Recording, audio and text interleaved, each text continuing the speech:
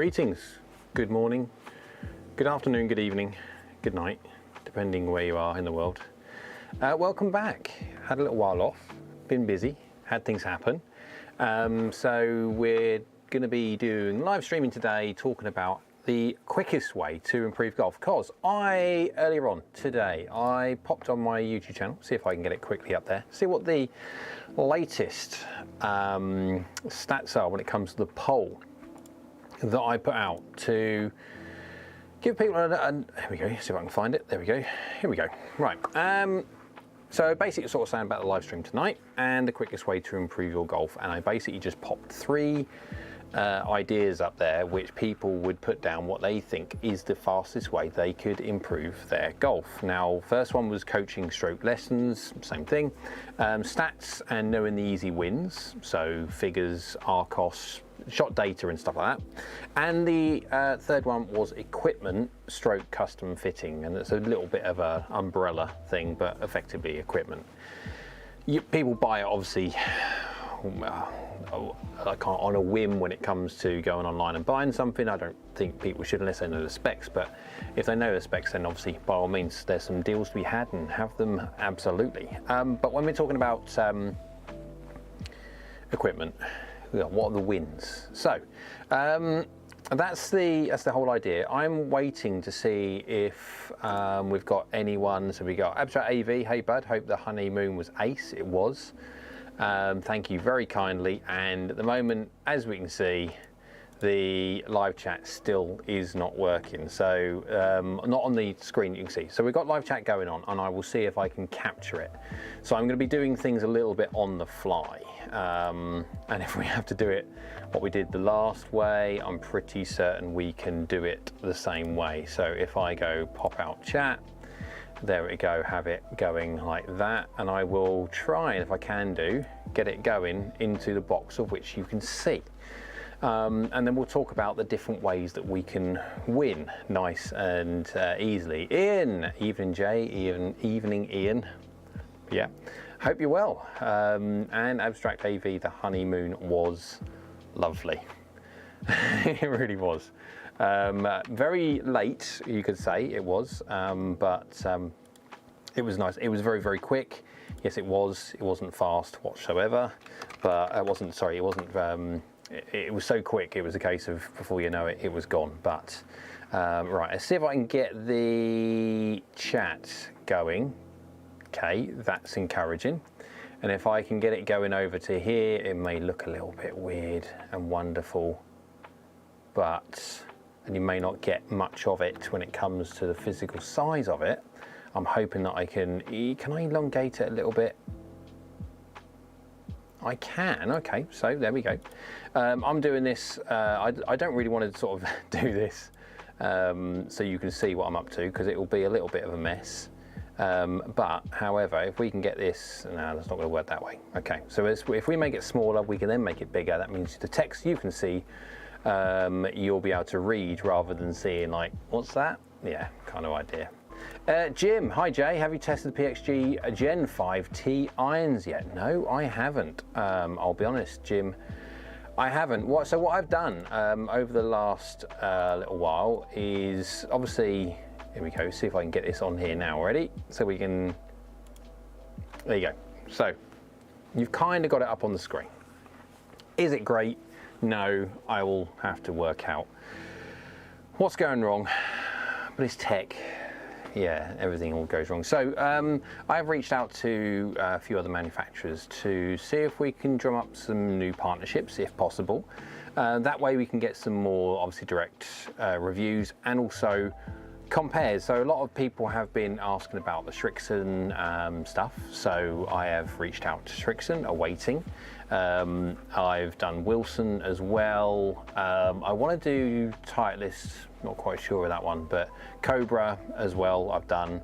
Also, I've gone out to some of the DTCs, direct to consumer manufacturers as well, to see if we can get some of that, because obviously we are talking about the cost of things when it comes to golf equipment, and DTC, direct to consumer equipment, is generally cheaper. Now obviously there is some caveats to that as the reasons why they're cheaper. It's not necessarily the quality of the product. Potentially we are now talking about more so the custom fitting potential for them. But yeah, Ian, how nice do the new Titleist T irons? How nice do the new Titleist T irons perform?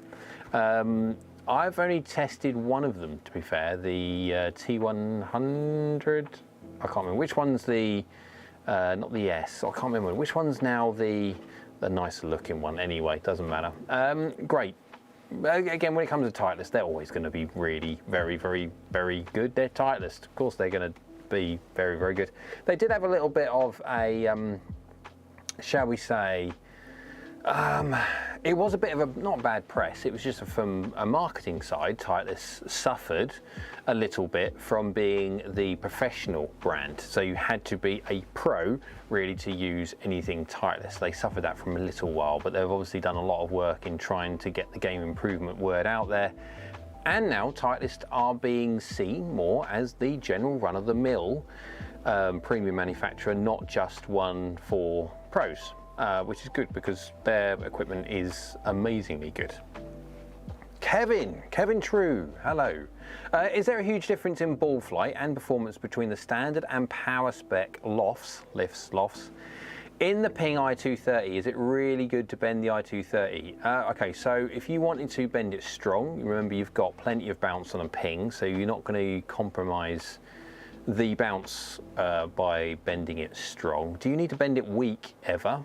Probably not. I mean, they're 33 degrees for a 7-iron, so it's fairly weak when it comes to what we perceive as modern day traditionally lofted.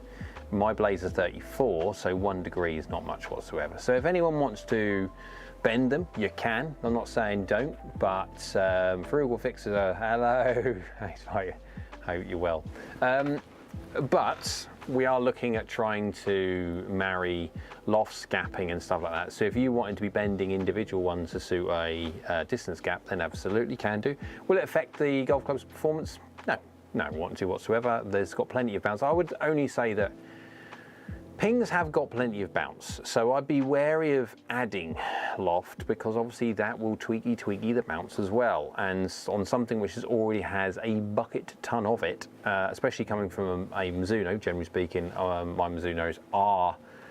Mizunos generally have a lower bounce figure. Their pitch and wedges are normally around about 6 or so degrees, apart from the JPX. The new JPX have got a little bit more bounce this year.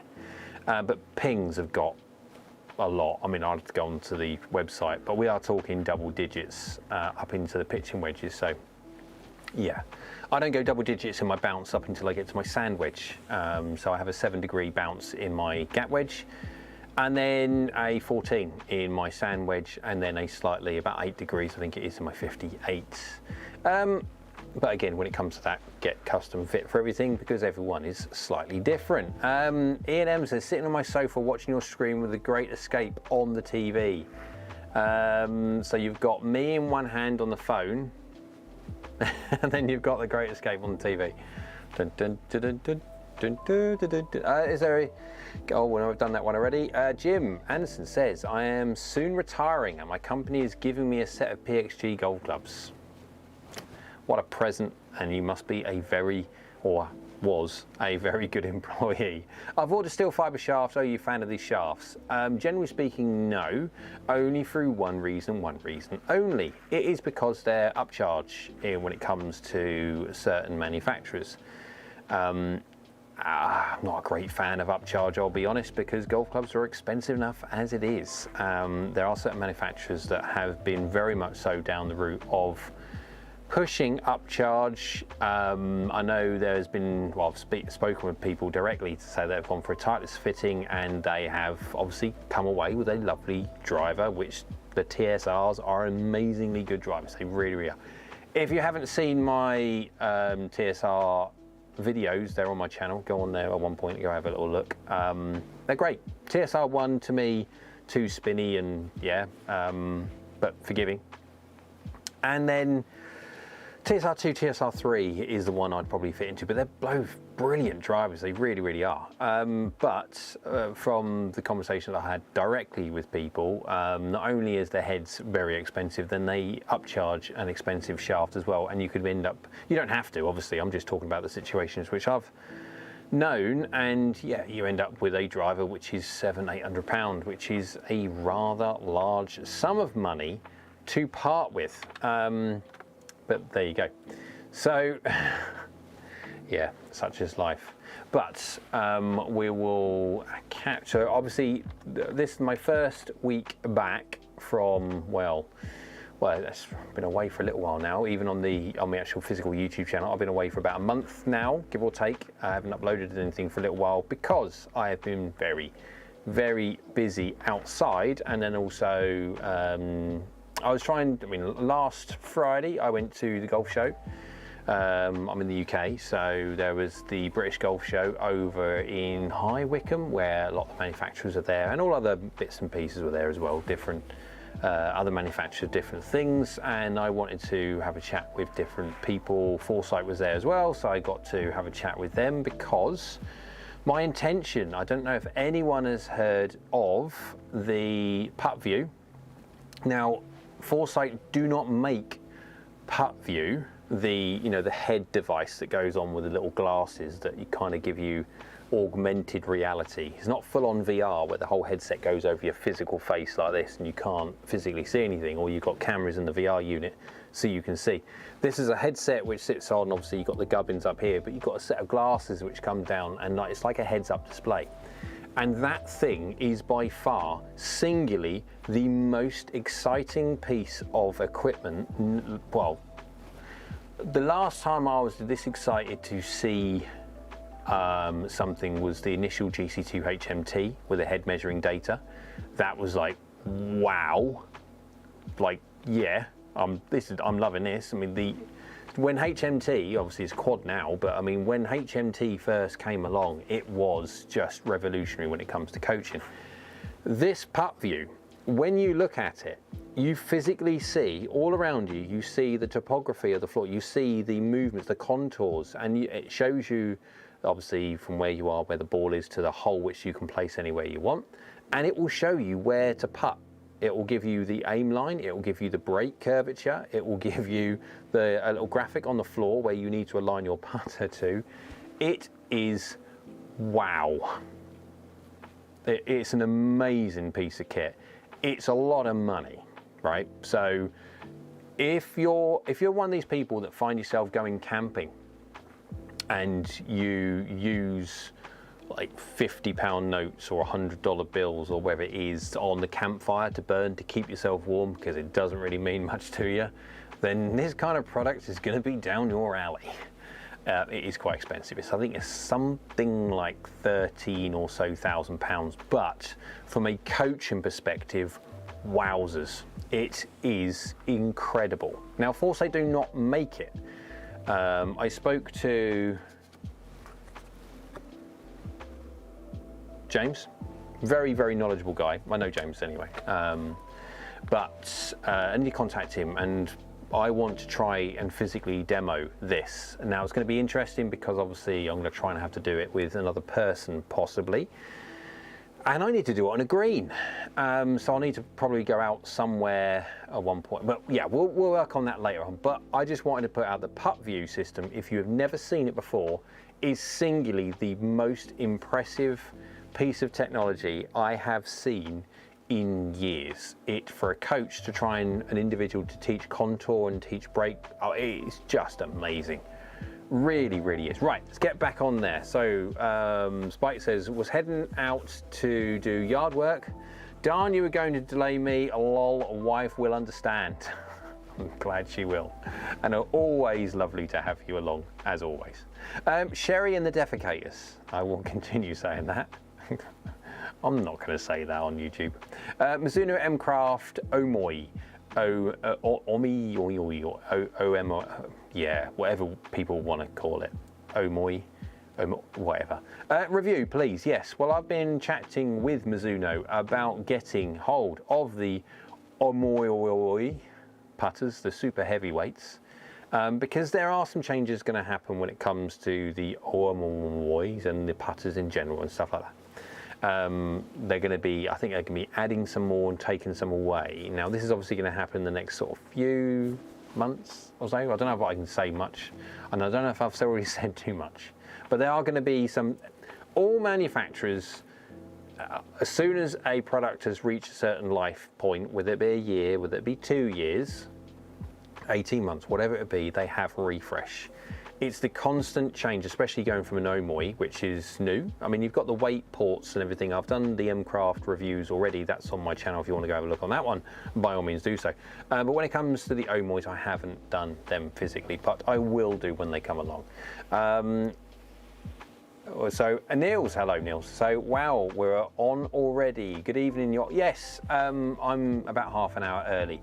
I must admit, when I said that earlier on today, I've been busy today. Bank holiday Monday in the UK, and today I was, what did I do today? Hanging oak doors. That's fun, not heavy, like really, really heavy. What was I also doing today? I've been doing loads of different bits and pieces. In the ensuite, which I've now tiled, because I'm one of these people that I love doing everything myself. So yeah, although I don't love doing that myself, I must admit, after a while, tiling from floor to ceiling on the walls everywhere. I have got a little LED strip around the whole perimeter of the ensuite, even through the shower, behind the toilet, behind the sink and stuff like that. There is an LED strip that goes all around, so one of those kind of grand designs thing that people love. There you go. But yeah, rooted all that and stuff. Anyway, that's what I've been up to. I've been busy. Fru says, have been promised the Adams new stuff to test on the channel. Waiting. Really? That'll be interesting. Look forward to that one.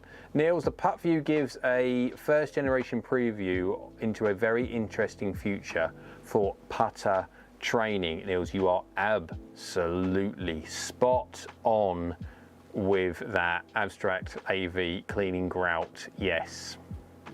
I will sort of like let you know, I've cleaned my hands, I don't know how many times, but I've still got grout in my hands. It's obviously dye, little stuff, and I've been slicing the tips of my fingers when it's my own fault, when you're running sort of your fingers around the grout line, and obviously it's just sliced. Anyway, and because your hands go like prunes, don't they, when you've been in water or wiping it. Anyway, yeah, for people who don't care about grout, I'll get off that subject straight away. But yes, Niels, you are absolutely right. The Putt View is, it gives a first generation preview into a very interesting future for putting. Exactly, I could not put it better myself. It is absolutely, I cannot stress how just amazing to see that, how it works. I mean, I will get into more of it in depth when I do it, but I mean, that is, because I know Pete done it. Mr. Finch, he reviewed it. I didn't see all the review, I just looked at them. Yeah, I've got to go see Foresight about that one. So, Sherry says he has the number 2. I have the number 2, Omoi. Or more. Is that the, have you got the M-Craft or what? Abstract turns around and says, what colour was your grout? Well, I went for a darker one, so I've got a dark grey textured porcelain tile, 600 by 300. Yeah, cutting them were fun. Yeah, and British standards, I want to have a little whinge at British standards if I can very quickly. Now, British standards basically means that it's when something passes through a British standards, it means it's well within a tolerance. Now, whoever comes up with the idea of tile tolerance needs shooting, because they effectively mean that people can make just ridiculously rubbish tiles and get away with it because it's still within tolerance. It's still got British standard. Yeah, right, well that's a useless tile. It's bent as a 9-bob, no. Right, so a dark grey. Anyway, so it was a grey tile with a dark grey. I've got a grey tile with a light grey in my bathroom, but in my ensuite I wanted something a bit more boudoirish. But that's the whole, yeah. There you go. Delve into my little world of frequency. It's still playing Adam's idea text. Now they're great. M-Craft Omoi in the blue. Well, yes, I'm a fan of the blue.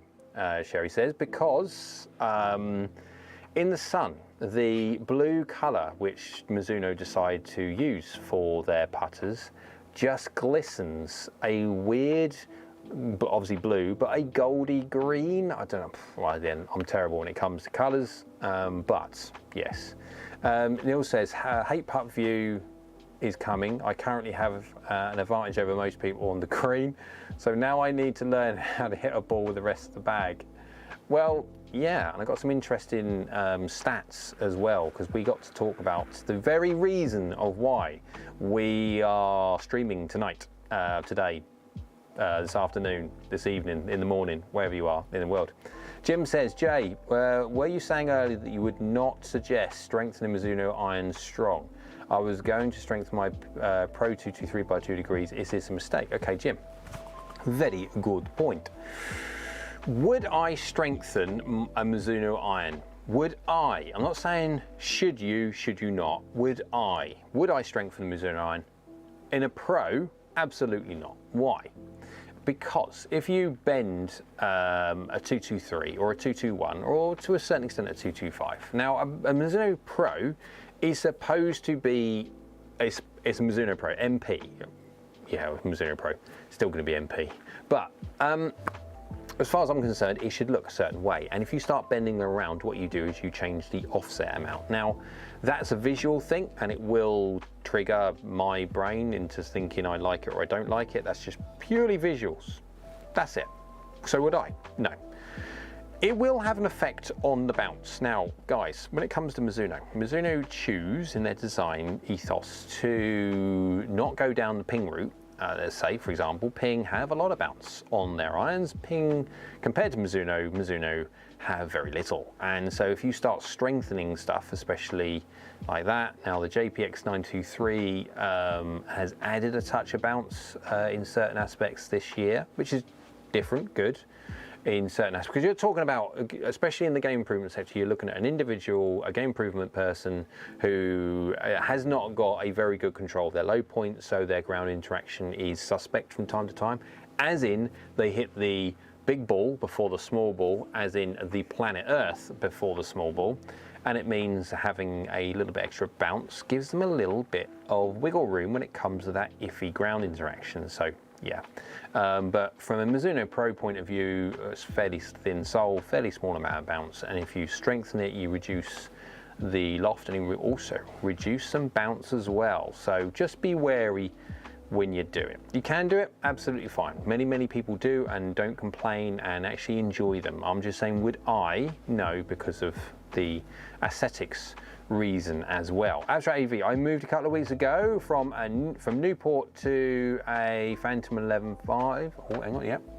I love it so much, it feels like cheating over my old blade. Yes, so everyone loves the Scotty, the old classic looking Scotty. Many manufacturers have made blade looking like putters, but again, if your strike is not absolutely buttoned on a strike, you are going to get a little bit of a twisty-roo when it comes to the head, which means you are not going to transfer the amount of energy into the golf ball which you feel that you need to. So you swing the golf club, the putter, at a certain speed because you are anticipating a certain amount of that speed being transferred into that ball. Now obviously that skill gets better as you get older and stuff like that, gets more experienced, but if you don't hit the middle, then that efficiency drops, that smash factor, if you want to call it from a TrackMan point of view with a putter, but the efficiency drops, so you don't transfer as much speed into the golf ball, and obviously then you've got pace control problems. Going to a mallet or a Mahusive MOI style putter, you will gain some of that control back from the still slightly interesting strike. Now there are obviously certain ways on a breaking putt where you can utilize the twist of the face, etc., on a bladed putter, especially to gain a bit of cheat. So if you've got I won't go into it unless you want me to talk about that. But we'll go into other bits. I need to make this bigger. Siltico, good morning. Good morning, good evening, welcome back. Welcome, yes. Good evening, hope you are well, nice to have you. And here we are back. Don is back, I've just seen Don pop on there. Hi Jay, good to see you again. Nice to see you too. Well, not see, but then again, you see me, I do not see you, which is a bit of a frustration. But it would be so much better if this was two-way. If this is a Zoom call, it would get rather messy, I would think it would do, but there you go. I do like Neil's comment about seriously now needing to work out how the rest of his golf clubs now work, because his advantage will be gone on the greens because of this blasted putt view piece of technology, which is an amazing piece of kit. So Frugal Fixer says headphones on, headed out to weed, why not? I'm in your pocket and in your ears. Abstract AV says I added 2 on my 4, 2 on my 5 and 1 on my 6 to help with launch bounce on my 225s. As you just said, yes, because I'm a great fan of adding loft, because if you add loft, it obviously makes the golf club look nicer when it comes to its offset side of things. Adds a bit of bounce, which is never a bad thing. And if you're going to blend into something, I would much rather you add loft into something rather than bend loft off.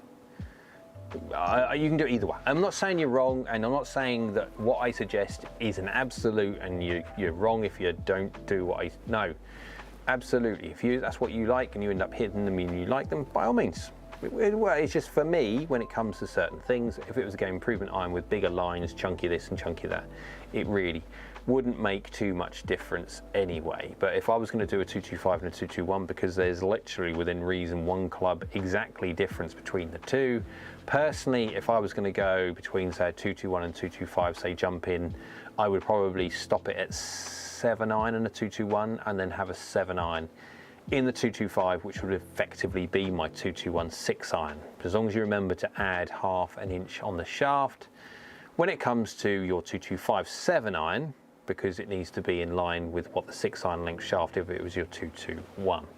Remember, lofts are exactly the same. It does mean you can have 2 7 irons, but it does mean that you then don't have to be bending anything around to match, which means you get every single bit of when it comes to how the physical clubs were designed to be from standard, and you don't have to tweaky anything. Steve's in the house. Hi. How you doing, Steve? Hi, Jay, welcome back. Yes, I've been away for a little while.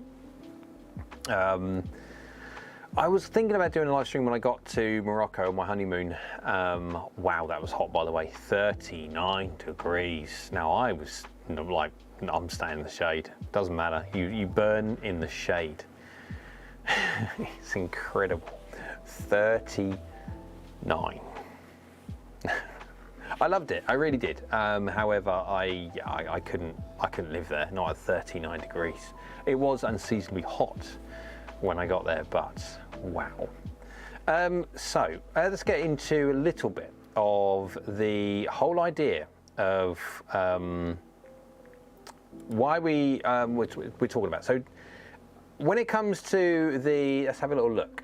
If I can find it very, very quickly, I'll have a little wee look on there. Oh, should I have done that? Probably not. Has that all gone very, very wrong?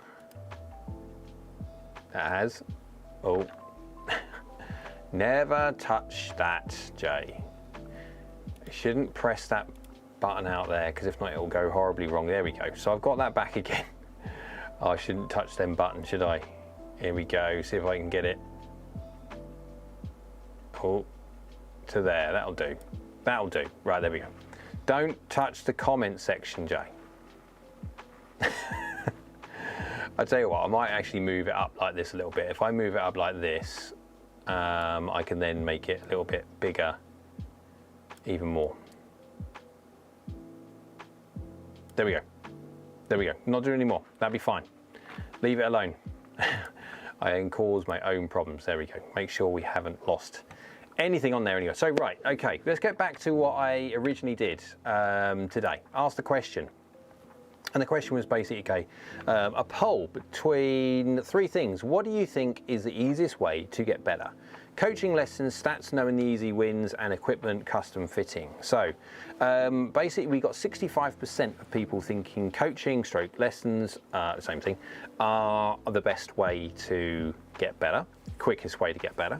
18% of people think stats and knowing the easy wins are the quickest and best ways to improve your golf.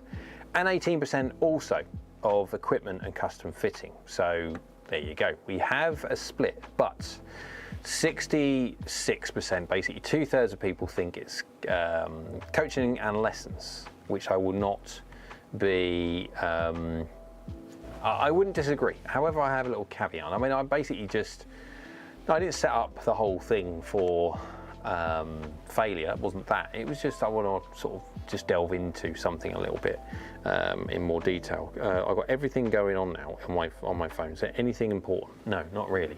So watch go away. Right, so Jim says, are you a fan of stack swing speed training system? Are there any of those you like better? I'm lover of anything to encourage speed. We'll go into the distance side of things and obviously the benefits and stuff like that, but yeah, I am very much so. Anything that encourages speed, brilliant. I'm a fan of it. Don says, had a driver fitting 2 weeks ago, fitted into a Callaway Paradigm with hazardous green shaft. Tried a couple of different shafts and used the old driver a couple of times to check my swing. The Hulk. And even Niels says down the bottom, says at Don Geek, the Hulk shaft. Wow. I've got the Hulk shaft, but I also have a little other shaft here. I will get up and move because I'm going to do a test at one point. Yeah, I am sporting the hoodie. Apologies for that. Right. Don said, Don Niels, yes, yeah, didn't realise it was the stiffest. My swing speed around 100 miles an hour, 108 max. So in my hands, I don't care about the grip. Grip right. Whoa, that's an old grip. But anyway, Golf Pride does matter. There you go, right? Okay. So then we go over for this bit here. It's a Kurikage, whatever you want to call it. You're not wrong either way. It's a, don't know what that is. Anyway, it's a Flex TX. So it's fairly stiff anyway. But it's a long old girl. It's 47 and a bit or whatever it is inches long. So I want to test this against the standard Mizuno 45-inch Hulk shaft that I've got for the ST230 and see what differences there are.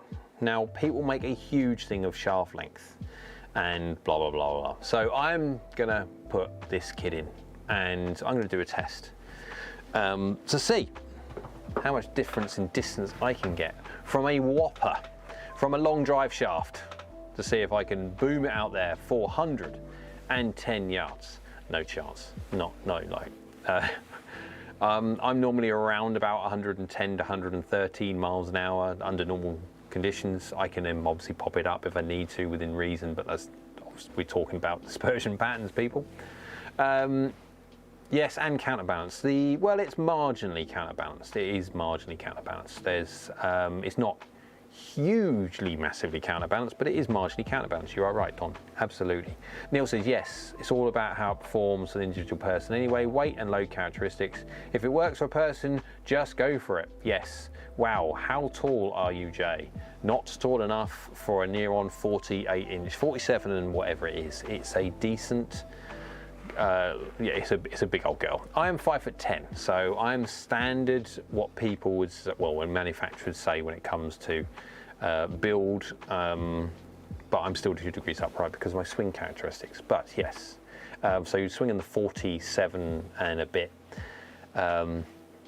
Short arms then, like a T-Rex. Let's get off of that one. So yeah. Yep, I have a quick transition and pull the handle. Yeah, as in load characteristic and transition. So, right, so 2/3 people think that it's coaching and lessons, and a third, give or take. People think that it's either stats, knowing your quick wins, or equipment. So let's go do some stats, man. Let's talk about some stats. If I can try and make this window a touch smaller because it is a little bit, there we go. So stat 1, are you ready? Here it goes. Did that work? It worked fine. Right, so stat 1 says driving, as you can see, because I wrote it out there. 65% of players adding 10 yards to their tee shot decreases their score by a shot. 65% of players losing 10 yards of distance increase their score by 1 shot, and 45% of players losing 10 yards because it was working out by the difference in, I won't go into, because it's a small overlap between them, but 45% of players losing 10 yards increased by more than 1 shot. So there's a small overlap in between. So I'm rounding as best I'm doing, but we are talking the 45% by more than 1 shot. So distance is key. What was that? Kieran's popped up. Jay is a little person. Well, compared to you, Kieran, I think everybody is a little person. You are 6 foot what? 6, something like that. I commonly call people like you duckers, as in the case if you go through a door and have to duck your head through the frame. Duckers, yeah. So basically what we're saying there is how important just speed is, and this is off driving only. This is what we're talking, decrease their score overall by that driving. Now, but it's a compound thing. If you think you swing slightly faster now, you've done some speed training, you've done some work, you've gone to the gym, you don't have to go to the gym, you can just do what? Who was it earlier on who said, I can't remember it was said earlier on about, oh, hang on. I don't know if I'll be able to do it or not, because it may mess up things. Oh, hang on, see if I can get away with it. No, oh, can I get away with it? Jim Anderson, there you go. You can see it when I was doing it on there.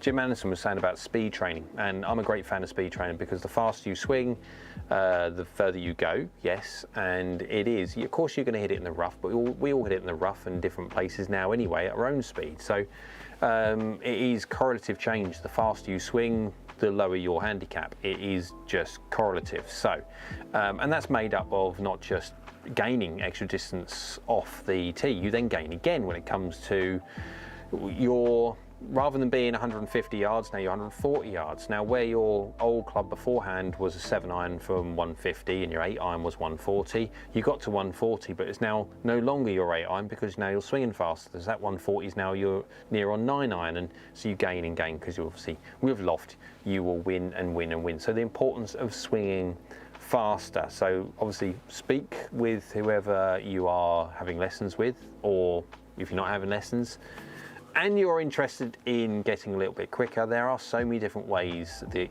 you can get faster. You don't have to go down to the gym to do it. Does one need to be concerned about changing swing weight with a couple of extra wraps of tape beneath the grip? Jim, basically no.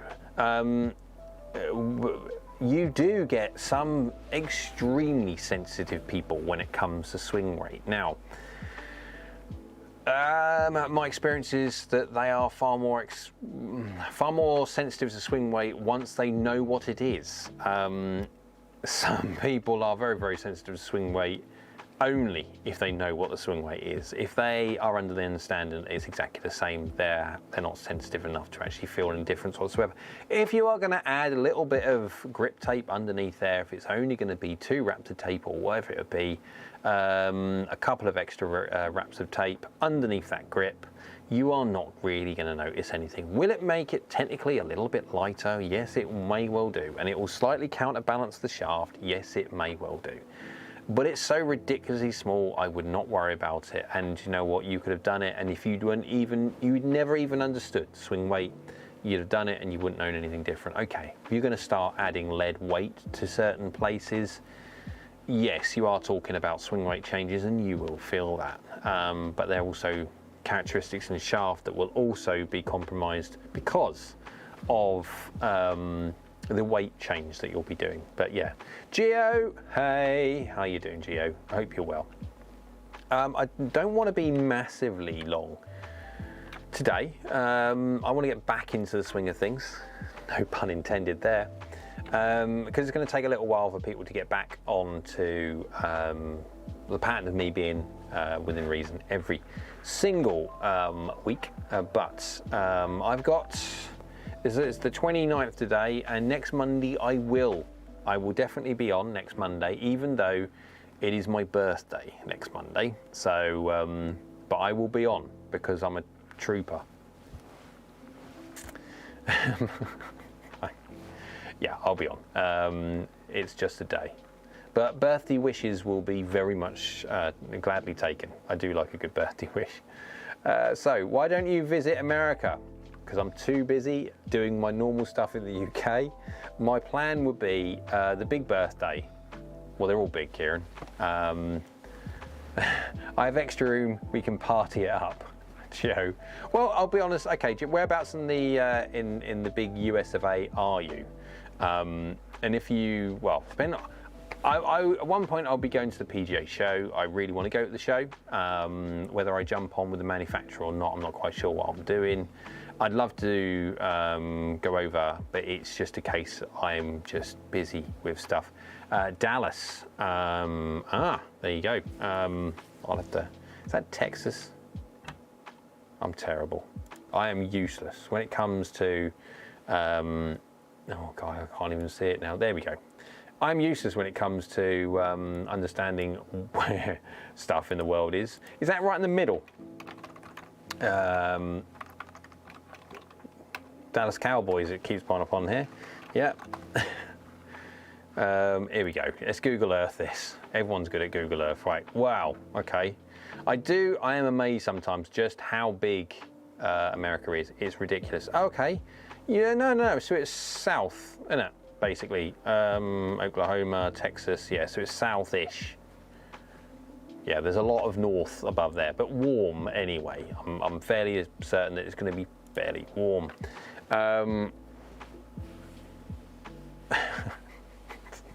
Texas. Women love English dudes. Don't ask me why. Just need to work on your accent. That's what you need to do. The Lone Star State. Don's up there. There you go. So, is it going to be my big birthday, Kieran? Well, every birthday is big, isn't it? No, I'm not. I'm not really one to celebrate birthdays. I'm not, or my own birthday especially. But it's not a big birthday. No, from a like a milestone, it's definitely not a big birthday. Warm, hot. Yes, I'm assuming, Don, that Dallas will be warm enough. I don't mind 30 degrees, I don't mind 32. When it starts going 35, 36, 37, 38 and 39 in Morocco that I've just experienced, yeah, it's just a touch too warm. Right. Anthony says, have you tested the ZX5s yet? How's it compared to 923? So, Anthony, right at the start of the show, when I was doing the introduction and just also my warm welcome to everybody, I was just explaining what I've been up to in the last few weeks and stuff like that. And one of the bits that I have been trying to do is reach out to more manufacturers to, obviously I want to grow the channel and do stuff like that, but to do that I need access to everything, and not just to do my solid normal reviews. I like doing my comparisons and also my obviously forgiveness stuff that I always do it all over the face to give you an understanding of how each and every golf club works, and also then compared to others, whatever it'll be, whether it be a ZX5 and whatever you'd like me to test. So that's what I've been doing. So I'm just waiting for the confirmation of bits and pieces going up. But I'll let you know. As soon as I have any information, I will let you know in live streams every Monday going forward. Gio says, I saw Harry Styles playing at Dallas National Golf Course. Yeah, he's not that famous. Have you tried a Lab Metz putter? No, I haven't. I hated Morocco. they threw a rock at my girlfriend. Pretty certain there was a distasteful joke in there somewhere. I went to Morocco and I went to Marrakesh. It is a different world. It is a different landscape. It is a different like building constructions, a different way of living. Obviously, I went to a hotel and then went to the souks as well, which is like their version of markets, which is a very interesting experience. So, but yeah, guys, go to Talum. Awesome, Talum, Mexico. For me, yes, but you have to get fit for it. It is very different feeling. Abstract AV says, I've been struggling. Okay, doesn't matter.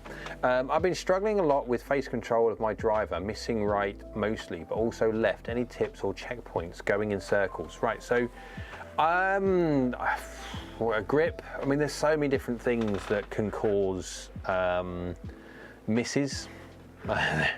And okay, without knowing any information, which is always very difficult, without any information, is the golf ball going high right? Is the golf ball starting off, launching high, going off to the never, never, slicing across there, never to be seen again? Is it pushing directly right under a certain amount of controlled launch angle? Do you feel twist when it comes to when you hit the golf ball or not when it comes to strike? There is so many different things. What's your path? What's your angle attack? We need all these numbers to gain an understanding. Generally speaking, when people have got a very poor face control, it can either be grip related, it can either be wrist angle related up to the top where they have this classic this, that, or whatever, but that obviously leads down to initial grip position as well. What they do when it comes to either cross line, when it comes to how they transition down, how their little chicken wingy arm comes through rather than allowing, there's so many different things. I won't start by saying this is what you need to do, because unfortunately there is so many different things. And without seeing, if I say anything, I would be physically guessing just to make it sound good. And I'd rather not. I'd rather see your swing and then be able to diagnose, understand, and then obviously give specific information for you as an individual that will make you better, not just spurt out something which I might be right, I might be also very, very wrong, and it will make you worse. So I need to see. Right, so Gio says, Don, is it forgiving? Gio said, better face control. How heavy was your putter? Well, that was for driver. And then Don says, yes, it's very forgiving. It goes where you point it. So setup is key and how you grip it. We're still talking about the putter thing, which is fine, no problem. Tommy, I can hit my iron straight as an arrow, but I'm consistently 20 yards short of what I should be. Swinging hard, but just short. Loft. Either that or your strike is horrific. So yeah, I would check your loft. So get on a quad. Measured data, we want measured data. So with those dots that you see on the face, the quad is physically measuring. But yeah, what is your putter? Ask GolfNut. My putter is still the M-Craft 3. Shall I go get it? Is it? Oh yeah, I'll go get it. Everyone knows what it looks like, but I'll go get it anyway. Cool, hear me, come here. It's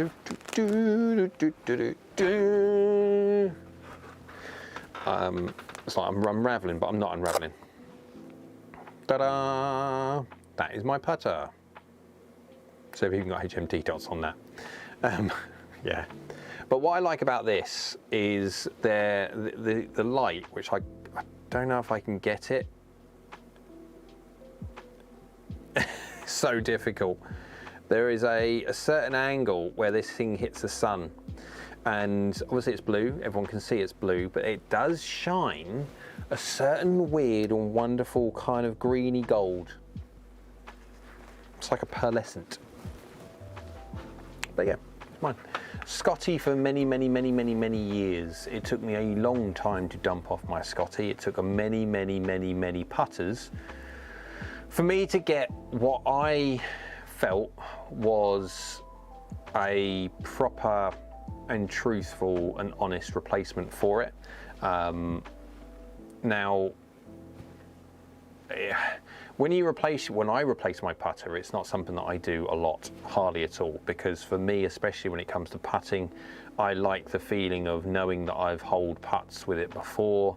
I like to think back of times when I have done. If you're using new putters or I'm using new equipment, I haven't got that feeling, so it's very difficult to trust it and stuff. So I had to do a lot of putts with one, putts with another, putts with one, putts with another, putts with one, putts with another. Move it around all different times and plot and track my performance. And there's other putters which was just as good as the Scotty, but if it's just as good as the Scotty, I would not have changed it. Why? Because I haven't got that relationship with a new putter. Excuse me, I have with my old Scotty. Now, this one here was the first one which outdone my Scotty when it comes to performance. And so, yeah, I went that way of going M-Craft. And you're right, the blue is rather nice. My favourite. Time for a YTD, a YouTube drink. Bear with.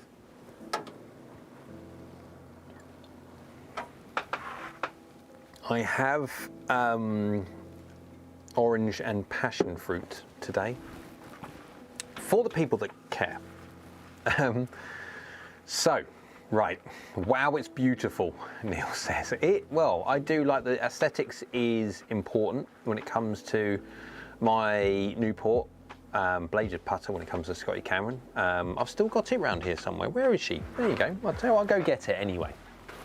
Now, this old girl, this must be now, what? Whoa, I want to say 20 years old, this thing. That is my Scotty Cameron. And that's about 20 years old or so. I do keep my golf clubs in fairly decent nick. So yeah, it's a lovely putter. It really is, but everything has its end. So yeah, right. Don says putters are very personal and the shape is like a Scotty Cameron.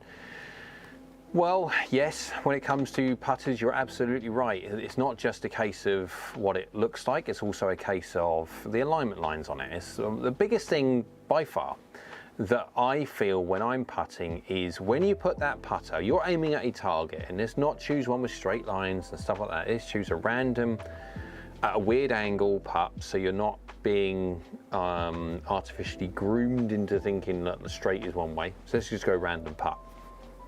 I like to know that when I'm looking at target, that's the target over there, I put the putter down, I'm setting to what I feel is right, and then when you put a laser on that face and that laser's hitting target, that's the biggest, most important thing is hitting target. No point, you can have the most gorgeous looking putter in the world, but if you put that down there and the thing looks left or the thing looks right because your perception of straight or not straight at target is wrong, that's not going to hit target. Or if it does, you're having to do some weird and wonderful manipulation in your swing to make that hit target. So the singular most important thing for the very start is it's got to look at the target. And then obviously it goes from there, but yeah. Gio says, is Scotty Cameron overrated? I bet they get their steel from cheap mills in China, possibly, I don't know. Are they overrated? I played with one for I suppose decades, and it's what was the 303? Is that the 303 stainless they used to make theirs from? I can't remember now. Yeah, 303 stainless, I think it was. So they are very, very well marketed, and because of that, they do very, very well. Are they the best putter in golf, I would say for the individual golfer, the best putter for them is the one that they hold the most putts with. And it doesn't matter if it's a Slazenger one from Sports Direct, or a Dunlop one, or whatever it be. Yeah, I'm not sort of moaning at those lower brands. It could be something that you get free from a hand-me-down from your granddad. It doesn't matter. It's something that hits target. You can control pace with it. Brilliant. Now, yes, you've got a far better understanding of potentially getting something that works much better if you actually do it in a professional, proper way. Yes, I know, yeah. But from a point of, I don't care what it is as long as it works. I've got no want and wish to just basically ram equipment down people's throat on the basis that it costs money because it's better. Well, only if it works better, yeah. I have an idea. What if I make a putter with cheap bullet casings and sell it in to Texans? Well, there's a business opportunity everywhere, Gio. Why not? Go for it. See if you can make something good. I bet there is a market. There's a market for most things. Abstract AV says your putter looks brand new. No, which one? The Scotty or my M-Craft? To be fair, they look very. I am one for I look after my stuff. I can't help it. I'm very particular about certain things. What do you shoot? Well, I shoot starlings at the moment because they are pestering. My wife likes feeding the birds, and I like the birds as well. I mean, I like all different types of birds and stuff like that. So at the moment, pigeons are doing my head in. So yeah, what do I shoot? Starlings and pigeons at the moment. Okay, it's a little tiny plastic ball bearing, or not even a ball bearing, it's a plastic BB ball bearing. It's not going to hurt anything, but it's just basically just shock to get them off the fat balls. So these little blue tits and stuff that I like watching can have their food, because the starlings are a little bit aggressive. I'm pretty certain, Gio, you didn't mean that, but it was funny anyway. Gio, are you from Scotland?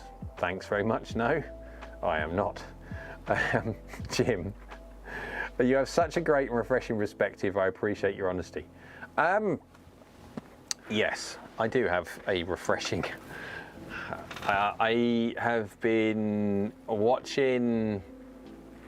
I've spent a little time listening to different people's content, and I'm not naming names at all, and I'm not naming names. But I am very aware, more and more, that because obviously YouTube is it's a money-driven thing. Of course it is. People are putting stuff out there at the moment to drive views only, and not the value of the content which is in there. When you actually drill down to the value of the content within, it's either very, very lacking or is actually wrong. But they're doing it on the basis of one thing: views. You get views, catchy this, catchy that, doesn't matter. You get money. Talking about money, Niels, thank you very, very much. Yes, a very, very kind of you. YTD fund, YouTube drink. Any drinks fund must be emptied after spending time 39 degrees. Yes, I drunk so much, and the tiling to the bones of your fingers. Yeah, I'll tell you what, man, that was not fun. I'm not the fastest tiler in the world. You know, normal tiles, they'll put the adhesive on the wall and but donk, donk, donk. No, I'm putting the adhesive on the tile because I am. Well, I had to install LED track as well. So I had the. Yeah, I won't bore you everyone. It was a bit more fun anyway, but yeah, it took a little bit longer than but did it myself, saved some money. That's the whole idea. Learned a new skill and never tiled that much before. I've tiled little bits of splashbacks, you know, around sinks and stuff, but I've never done a wall, so floor to ceiling and all the way around and having it meet up in obviously the corner. So when you start and run around all the way to the other side and making sure I was about 2 mil out above the door frame. That's where it met up. And there you go. But thank you very much, Neil. It's very, very much appreciated. It really is. Thank you.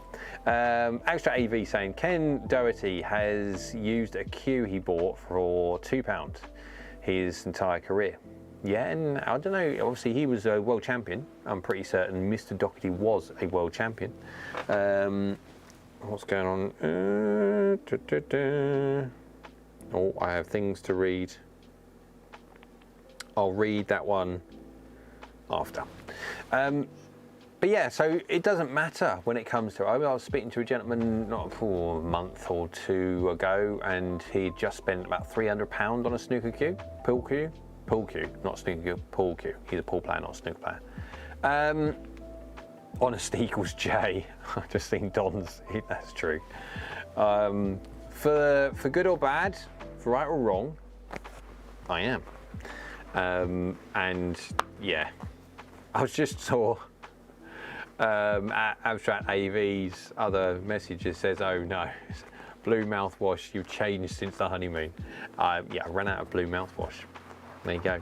But variety is a spice of life when it comes to that.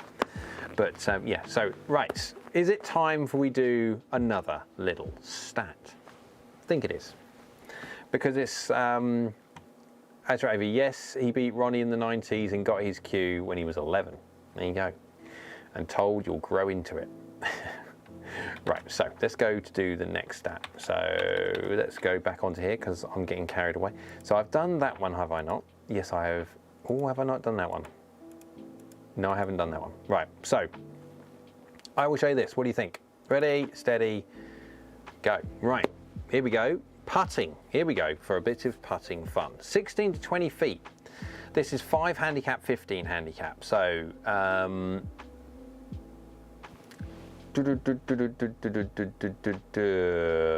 what was this now? Yeah, so this is 3 putts, sorry. This is 3 putt percentage. There you go. From 16 to 20 feet. So, if you think 20 feet, which is around about 6 and a bit meters, 6, yeah, something like that. Well, divide by 3, so 6.66 yards at 20 feet, something like that. Or 5.33 yards when it comes to putting. Anyway, 15 handicap has a 13% chance of 3 putting, and a 5 handicap has 7%. So basically double the chance. A 15 handicap has double the chance of 3 putting at from 16 to 20 feet than a 5 handicap. And when it goes to a 36 to 40 feet, so that's more of a, I mean, 40 feet, what's that? That's 13.33 yards, so 13 yards away. Now remember, if you're hitting a shot from 150, 155 or something like that, 13 yards offline isn't, well, depending on what your handicap is, but generally it's not a bad shot. It really is not a bad shot. So you're talking about that kind of distance. 36 to 40 feet. A 15 handicap has got a 3 putt percentage, 44%. Wow. And then handicap of 5 has got a 3 putt of 33%. Now I can't remember what, there's about tour players, what their percentage of 3 putts, but you've got to go ridiculous. But yeah. Yeah, that's a lot. There is a lot of 3 putting going on. Even at 10 feet, the goal is to not 3 putt. Yes, because people get within 10 feet, straight away think, well, I should make this. I've got a good chance making this. Blow it 6 feet past, 4 feet past, whatever it is, and then miss coming back. Remember, if it goes in, it's great, but the goal is to 2 putt. If it goes in, brilliant, but the idea is not to give it a chance. You heard this classic thing, never up, never in. That's true. If you never hit it hard enough, it will never go in, but there's not an excuse then to blow it 4 feet past and miss the one coming back. But yeah, there you go. So that's the very, very quick putting thing. And I have thought about doing proper stat versions. So first and foremost, when it comes to the poll that I did earlier on, yes, when it comes to the coaching lessons, then the stats, and then also equipment. The real true answer, and it's not saying that any of them are wrong, because they're all right in their own way, because all of them you can learn loads of different ways to easily reduce your handicap. Now obviously lessons are the biggest one, because obviously you get all that information of the better way that you can start swinging in a much more efficient way, try and reduce curvature, trying to strike it slightly better, control your loft a bit more. All those things you're going to be starting to gain anyway. When it comes to your stats, learning very, very simple things about where you go wrong. That's why ARCOS is so good. Now, I'm trying at the moment to get hold of the ARCOS database, so I can then drill down a bit more into the 650 million shots that they've so far got captured. So we can actually truly get an understanding of how statistics can really help golfers truly understand what their expectations should be, and how they can, within reason, use very, very simple information to lower their score. Right. Abstract AV, yeah, he was playing in a biscuit tin. Abstract, wow, I feel much better about my putting. Good. Jim says, what are your bucket list golf courses to play that you have not yet? That's a great question. That's too long. I mean, I'd be here for ages doing that, because there are just so many. There's so many amazingly good golf courses around the world. I mean, it's not just in the UK, but yeah. Neil says some of those 650 million ARCOS shots are mine. Niels, in that case then, what's your username? Because I'm set on there as a professional, so I have access to people's stuff. I can literally just search for people and obviously find you. What's your let's just let's just see if we can find you on there. Yeah, if you are literally just written as you on there, then I don't know if you are, we'll see. Horsholm DK, that's the one. So I'm fetching user details. I won't put you on there. It's all right, Neil, don't worry. I've got you on there now. Okay, yes, so right, so here we go. We could, from this information now that I've got through on Neil, so apologies, Neil, I'm going to be picking on you a little bit. Good round today though. So I know what we could do is we could quite easily look at how, I mean, like the scoring difference of when it comes to, I don't know if we can get it on there or not. Not really, but doesn't matter. Scoring difference, you sort of like the range of distance that he hits on certain things. You can go like properly into it if you want. If we can go like fetching club data, and we can actually see how the clubs blur when it comes to their yardages. There you go. So you can see there's an interesting difference here, Niels, between your 5-iron, your 6-iron and your 7-iron. You've got decent gappings all the way through until you get to your 6-iron, where it's a larger jump than most, and then you have a subdued 5-iron. But I mean, that's just in that. And when you start talking about greens in regulation, you can see it breaks it down into greens in regulation for whatever club was hit. ARCOS data is an amazing tool. It really, really is, and it is a very, very quick way, because you can compare shot gained against other players, either your level or preferably slightly better, so you can work out where your easy wins are. Definitely. So by the way, show us Neil's stats. I've got it on my phone, that's the only thing. So it's not fair, and as I'll be honest, it's not unless Neil can give me permission to physically go on there and do it. Kieran says, I'm currently using the free TaylorMade Strokes Gained app. It'd be really, really good to actually get, if I can find a way of getting your data on here, Kieran, that'd be good, because obviously I like to critique that. Got a slight crisis with the 5-iron. I agree. By looking at the data, I agree. And so this is an amazing thing that you can obviously, I'm gaining certain parts. I'll see if I can do it. Hang on a minute. And Niels, you can expose me as you please. That sounds wrong. So many different ways. Right, so I'll try and do this in the background. So apologise for everybody. Because obviously I'm going to be doing this and it's a little bit kind of, yeah. So Arcos Golf, see if I can sign in my professional dashboard. If I can. I've got to sign in, haven't I? Of course I've got to sign in. Heaven forbid. Oh, is it already on there? Let's see if it's already on there. Oh, come on, come on, come on, come on, come on. Yeah, I'll save it on there. Right, Niels. Right, so I'll see if I can make this a bit smaller, because hopefully we won't need this much. Right. Okay, so here we go. I'm going to now add a window capture for Arcos. So I apologise now, Niels, for putting you through this. Right.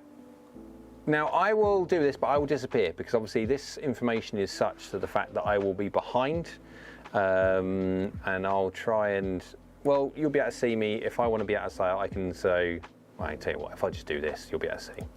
That's why. So if I want to say something, I can probably go like that.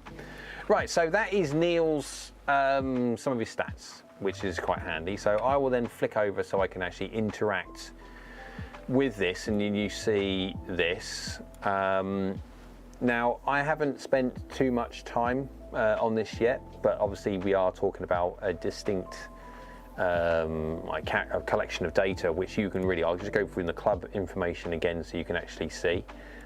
Go away, whatever that's my, yeah. Right, there you go. So we were talking about earlier on about the distance between like the 5-iron. You see, if you look at all of these, you've got decent gaps. You've got a rather large gap there. But remember, when it comes to these, I'd ignore these a little bit when it comes to 50, 54, 58, because a lot of people, when it goes to the 50, 54, 58, they don't use their wedges in the same way that they would do their normal full shots. So sometimes you do get a slight staggered difference, which looks like there is a gap there, but it's because they utilise their wedges slightly differently.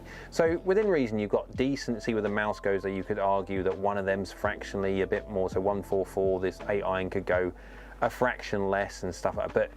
But it's what happens here. Look, the 6-iron goes a little bit big, and then the 5-iron just drops way down. So at the moment, my advice would be to Niels, just take the 5-iron out. Just doesn't do anything whatsoever. And you can filter it, and then obviously you can see different clubs that Niels had in the past and stuff like that, because it still keeps the data. And then you can see different parts. So like, was that today? Let's have a little one look at today's. So sorry, Niels, if I'm actually going to be, you can actually do this, that you can see. So again, we're absolutely critiquing Niels playing golf, and it's not fair on him, but thank you very much so for allowing us to do this. I'll just quickly have a little look, but also 5-iron to chip out under trees as such skews the numbers some. It does. That's very, very true. But interesting that you use your 5. Well, we could have the conversation about dynamic loft delivery and stuff like that. I still, well, we'll talk about it if we need to. That's fine. Ace Pressure Code at work, so I can get the data another time. Interested in Niels' numbers? Yes, it's great. Thank you very much to Niels for allowing me to go down. So obviously you've got fairways down on here that you can see. Played 9 holes by the looks of it, and then green in regulation. Every single time, guys, I want to give you this information. I tell you what, hang on a second. I will do this, and I will just do this because it is very, very important. So I will come back, and I was saying, every single time you hit an extra green, you gain slightly more than a shot, on average. Throughout the, it doesn't matter. Every single time you hit one extra green in regulation, you gain, as in not gain to your score, you know, you reduce your score, so shots gained, you know, that kind of idea, by over a shot, 1.1 I think it is. So just by hitting the green. Now you don't have to be a monster ball striker to do it. All you need is a better understanding of exactly how far you actually hit golf clubs, not the longest that you've ever hitting 2 concrete car paths at a sprinkler head, downwind, off a cliff, 4-iron. No, we are talking your average collection of carries and totals, depending on obviously what speed you are. And then your miss pattern, understanding your miss pattern with every single golf club, because there is a generalized miss pattern with different ones you'll see patterns of. So learning those will now help you aim.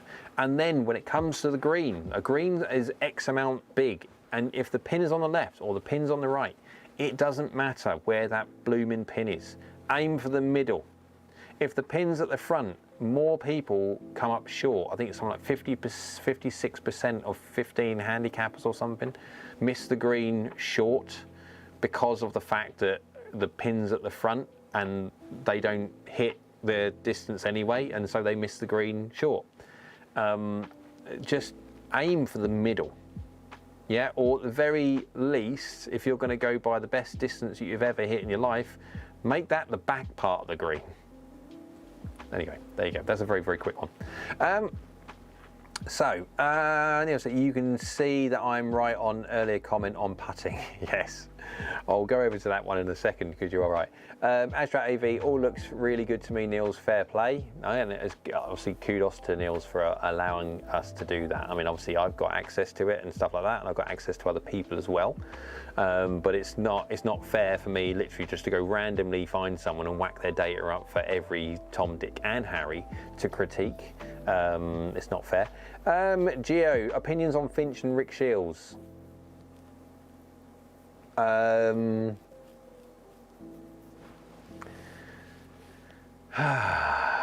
long you got?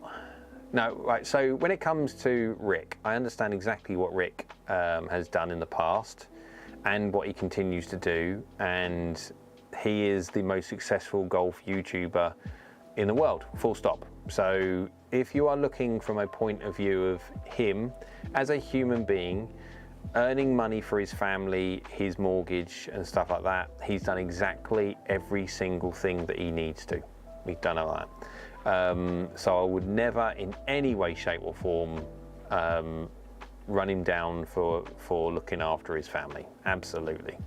When it comes to Pete, Mr. Finch, I met Pete and he is singularly possibly one of the nicest guys I have ever met when it comes to someone who I randomly just don't know. He's a lovely guy, he really is. So how you see him on he's got a little bit of a grumpy side to him, a little bit from time to time, can have.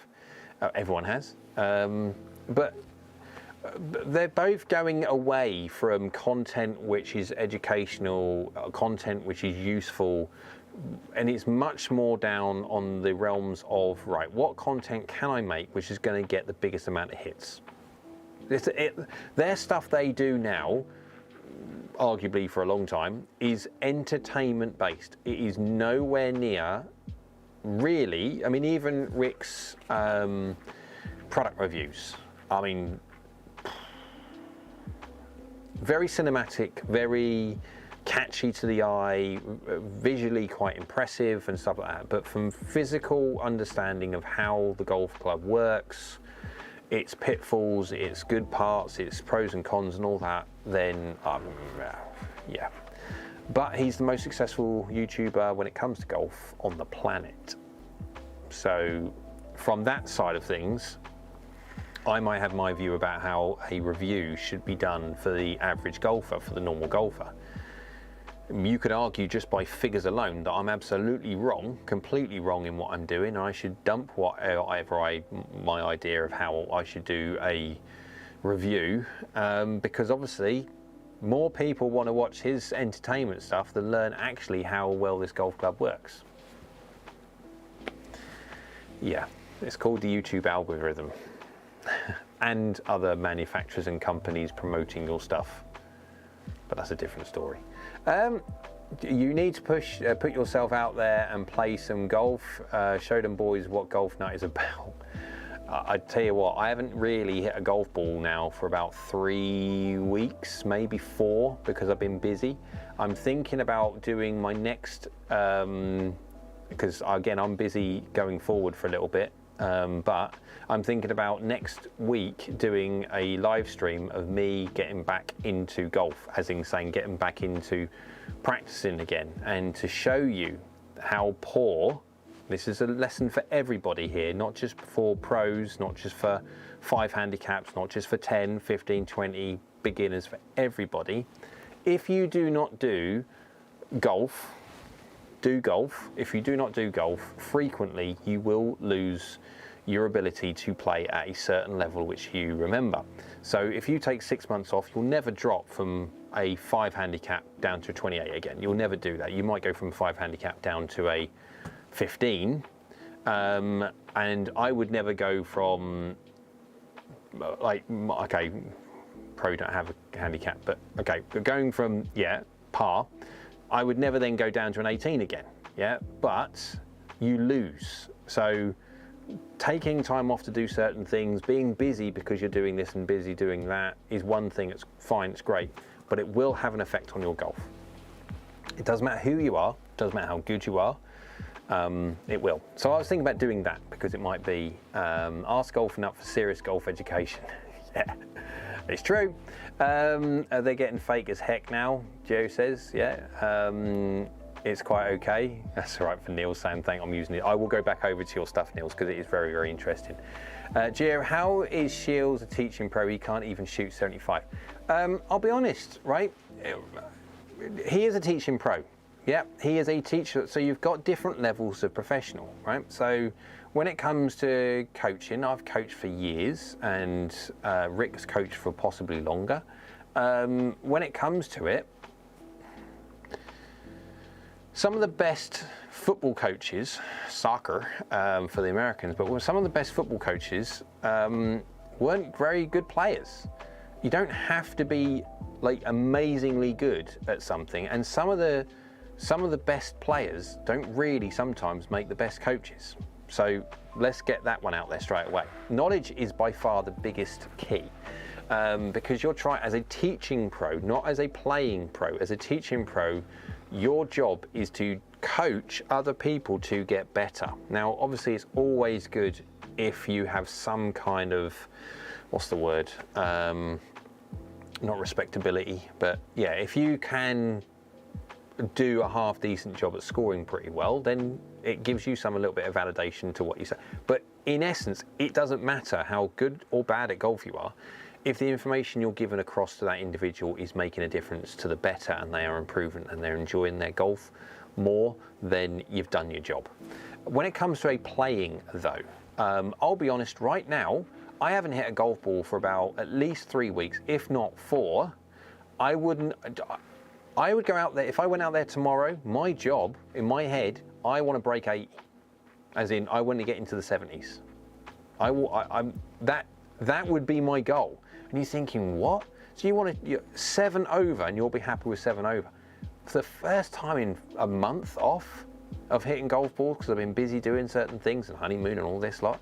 Yeah, because your expectations have to change, because you need to practice. Now, okay, if I'm going to start practicing day after day after day after day, and I'm doing this and doing that, yeah, it will come down fairly quickly. But it's managing the expectations straight away, which is important. Everyone needs to do that. But from Gio's point, Rick does get a lot of stick because of the fact that he's doing stuff like that and he's putting it out there, and it does make him look bad. Okay, he's not the greatest golfer in the world. I'll be honest. That's not a secret. He does it primarily because obviously, how many hundreds of thousands of views does he get? What for other people watching him duff chips and stuff? A lot. It makes him a lot of money. Niels, strokes gained from Marcos is a good guide for managing expectations and what to focus on in training. Very valuable to get an objective view of my game rather than what went wrong last round. Say objective. That's a very good point. So, and Niels is physically, put that in capital letters because it's true. Objective. And we are emotional beings, and of course we look at certain parts about our round and we forget this and focus on other things. And so we are not necessarily the most objective people when it comes to critiquing our own rounds, and then working on the specific areas that we need to make sure that we can reduce our game scores the easiest and quickest ways. So Astra AV says, I watch Rick and Pete for fun. If I'm parting with cash, I'm watching AskGolfNut.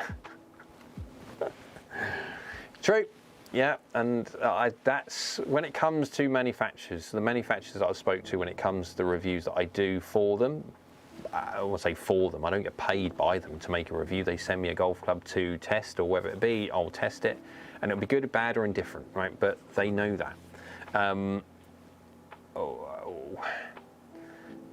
My point when it comes to reviewing things is my view,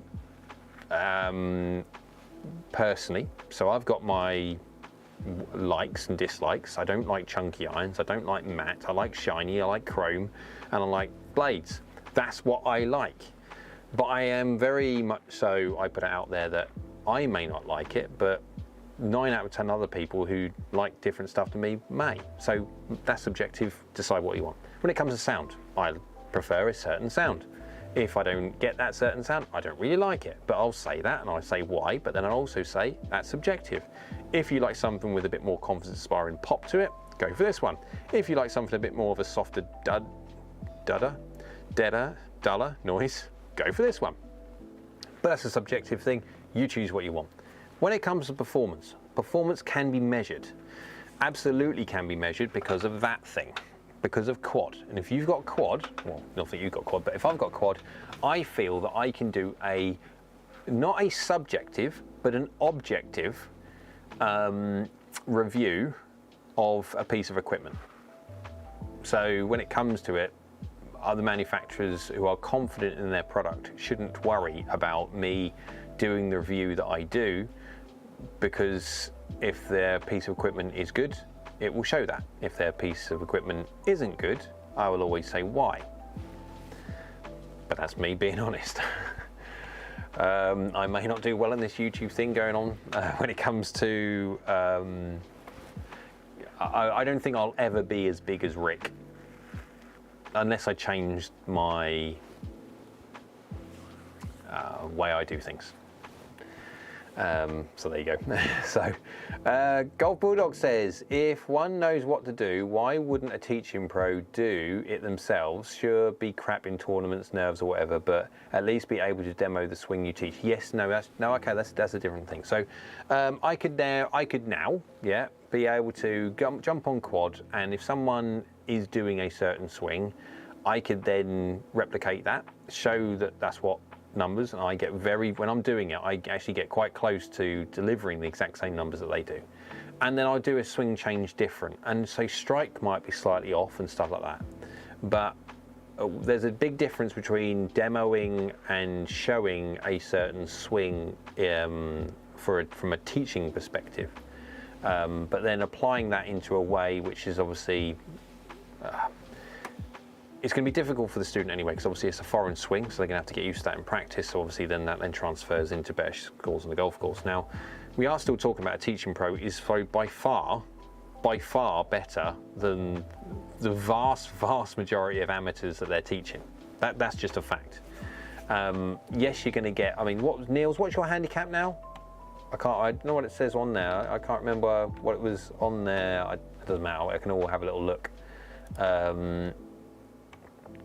I don't know what you'd be. Over handicap 12.8. Yeah, that's Neil's handicap is 12.8. Now there'll come a point.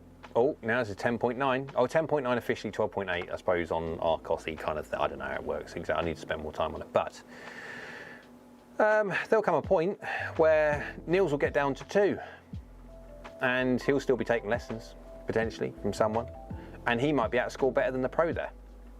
But as long as he is learning things from that pro that he's then transferring into reduced scores on the golf course, One would argue it doesn't really matter. Of course, there is a certain thing that the pro should always be better than the person they're coaching, but I suppose from the point of view of the teacher, as long as the teacher is still teaching things to the student, of which then the student is still learning and then gaining from that, yeah. It's an interesting, no, but you are right. Ideas to push GolfNut to top of YouTube. 1. GolfNut goes north. GolfNut leaves the filming cave and visits UK-based retired tournament pro and looks through their old clubs from 80s, 90s. Oh yeah, Golf Bulldogs, there loads of classic blades, all shiny chrome. Oh yeah, that'd be nice. Yeah, GolfNut goes on the road. Just to push GolfNut to YouTube #1. Yeah, right. I don't think there's a certain thing called the algorithm, YouTube algorithm. I think may well knock that one on the head. But yeah, good point. A lot of the things as well, I mean, yeah. South Staff Pro is, South Staff's Pro, South Staffage, yeah, is Peter Baker at Ryder Cup. Yeah, I know, Peter Baker, going back some years now. Yeah, going back some years now.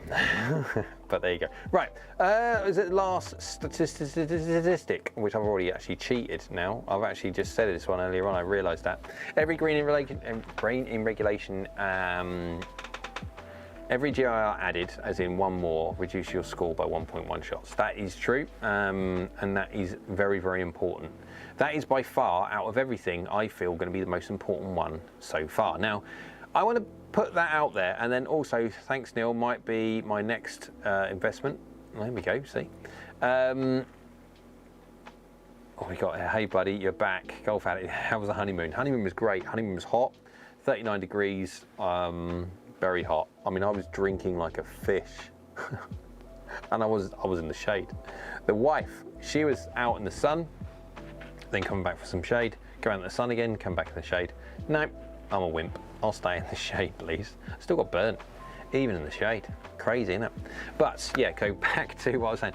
So that, by far, that one there is by far the most important one. Now, that has some, when we're looking at that number down there, 1.1 shots, yep, and the green in regulation, which is over there you go. It is important that you hit as many greens as possible. So there is understanding exactly how far your golf clubs actually go, not what you feel they go. So do a proper gap test, learn from that gap test, and believe what that gap test says. And then don't just start hitting shots and realize, I'm not hitting it real well today. Normally I hit it so much further. That's the one I classically always hit. When it comes to, everyone always aims at the pin. Say the pin's in the middle of the green, regardless of what golf club they are using to hit the green. And they don't even know the patterns which is associated with their own golf club, which they use, and be it a pitching wedge, be it a 5-iron, be it a 7-iron, be it whatever it be, because every iron has, within reason, its own patterns. One may go a little bit left, one may go a bit right. The generalised pattern for right-handed golfers, got something in my eye, is right-handed golfers, the longer the shaft, the more off to the right it goes. So you've got like the pattern. So if you were to try and look at a gap test, you end up sort of like the distance going up, but then it sprays off. The tree gets bigger as it goes further out. So that's like the it's like the dispersion tree when it comes with standardized gapping. But what you'll find is that obviously everything disperses more as the length gets longer, but there'll be a pattern with offset of one goes more left and others, one will go further right and stuff like that. So by learning that and knowing, say, well, my 5-iron always on average goes 10.9 yards right. Well, if all your shots are going to the right, an average of 10.9 yards with a maximum right dispersion of 32 and the maximum left dispersion of 1, I mean, you've got 30 yards there, but why don't you aim 15 yards out to the right hand side or whatever it be, and then you're that, or to the left hand side, to take into account that the golf ball will want to move that way with a 5-iron. You're going to give yourself the biggest chance of hitting the green for left and right dispersion. Couple that with understanding exactly how far they actually go, then gives you the best chance of hitting north-south dispersion. Don't get suckered into the pin. So if you understand that you have a pattern, you aim for the middle of the green. Don't ever care about where the pin is, because statistically, again, if you miss the green by 10 yards, yeah, but short-sided yourself, and then you miss the green by 40 feet, but you're on the green, but you're away from the pin by 40 feet, you are still going to be lower. Every single time you get on that green, you do a better job than if you miss the green. Even if you're off the green by a small amount, yeah? You, generally speaking, when it comes to all the statistics, you will always score better if you're putting than chipping, regardless of the distance within reason. Okay, if you've got 100-yard long greens, I'm pretty, you know what I mean. Let's take it sensibly, but you know what I'm getting at. One thing that Arcos really help with is to suggest the right iron you after you have played for a while, so it knows your game. Yes, so it's basically tracking your distances. It knows where you are GPS to where the pin is, or the middle of the green and stuff like that. So it can give you like a caddy idea of saying, hey, I suggest on the last X amount is your averages on this. It'd be a really good idea that you, not obviously you cannot use that when in competition play. This is only in practice. That is like having an experienced caddy with you. My advice, listen. Yes, it is absolutely right. Golf Addict, already got 24 rounds in this spring. Handicap is down to 6.5. Got new driver again. Stealth 2 HD 9 degree UST Pro Force V2 shaft. Love it. Ordered a couple of Stealth DHY irons also, a 2 and a 4. Good, because you need more stuff. I've always thought you need more stuff to buy. Wow. But if it's working. GolfNut, have you got Arcos? Have you got the Arcos information? Anyone on here got Arcos? If you have got Arcos, write it in the comments, not in the chat, write it in the comments, because as long as you don't mind, a defined need. Yeah, that's a good point, defined need. John, hello, hi, hope you are well. Thank you very much for joining in. So, anyone who uses Arcos, whack it in, not in the comments, because the chat gets deleted as such after the live finishes. But if you pop your information into the comments section, because I have access to the professionals dashboard within Arcos, I can see, if you don't mind, I can see how you perform, and so we could potentially look at your stats and trying to make, well, golf a little bit easier, shall we say. We all need more stuff. That's what AV says. We always need more stuff. Right, so let's have a little look at what these mean. So I tell you what, I will whack it on the screen again for you. Have we got there? Thought there was a discount incoming. Did you see the new Garmin S70 watch, golf watch, sweet tech? Thought there was a discount incoming. What was that for, Kieran? I don't know. Let's get rid of that, and I want to put the Arcos information back up again from Niels, because he is such a gent. There you go. Right, so there's Niels' handicap stuff. I'm learning as I'm going, so yeah, you have to bear with me on this one. Overall performance, there we go. So on par 5s, par 4s, and yeah, par 3s, double bogeys. Oh, we've got to get rid of them. That's the ones we need to get rid of, Niels. The 27% double bogeys or plus. Yeah. Look at the approach play. Again, this is an absolute killer when it comes to every single person. Niels here is a decent golfer. I mean, he's handicap of about 10 point something, a good golfer, but even he is missing 48% of his approach shot short. That is so common. It is not laughable, because it's not funny, but you know what I mean. It is so common, and it is absolutely normal. If you cannot do anything about left and right, yeah, because left and right, you will have left and right dispersion. So these ones here, absolutely, you're going to get them. I don't care about left and right. What I care about this one here is his glaringly obvious 48% short. with the gaps that between his golf clubs, generally speaking, if Neil was to just add one, William says, I have Arcos but can't find the comment section.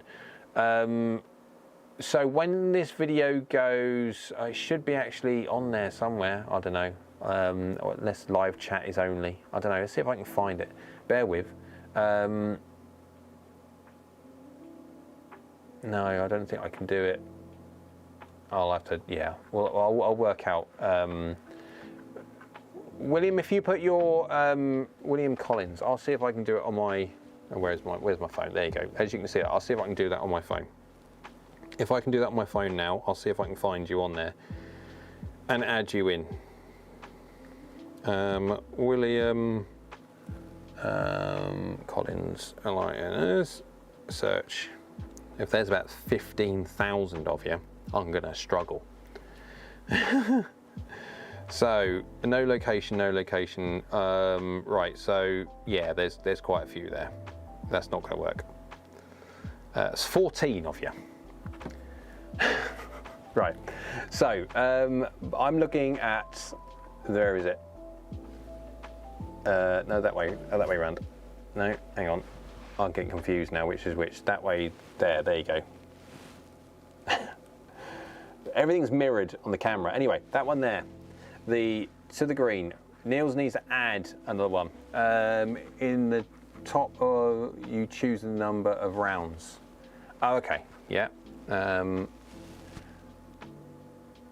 I think you have all my rounds in here. You should probably set to last 2 or 10. Yeah, so I mean, I suppose you've got the, oh, can I not get your data from the past? You have to go through rounds, that's way. I mean, we can critique it and stuff like that. We can get into it. Doesn't matter. You got all 16 points. Oh my word! Look at this. 304 yards. Oh, Niels. Boom. Look at that. Go away. Discounts galore.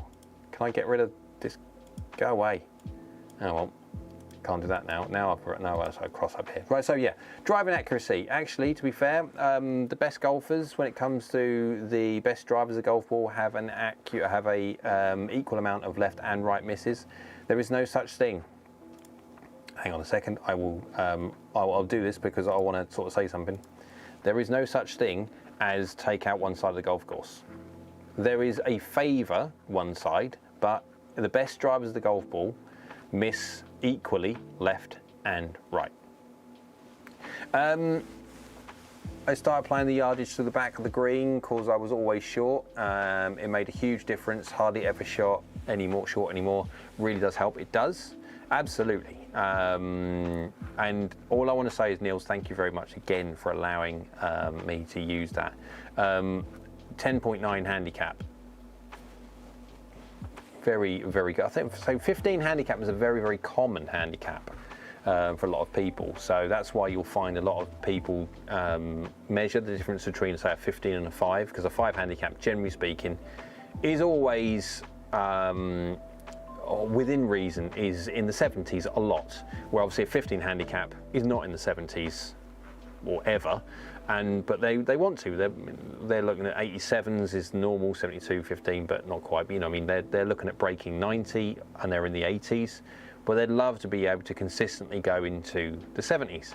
And there are easy wins where you look at certain parts of their game where, man, if they just did certain things here. I mean, when it comes to stats alone, if you never had a lesson, this is why the original post that I put out earlier on today about what's the easiest are the coaching, stats or equipment, well, that's all of them. Because if you have a lesson should be, if a coach has got access to stats, like proper access to stats, like I have now obviously with Arcos, then I can distinctly help an individual understand 3 quick ways to take off shots.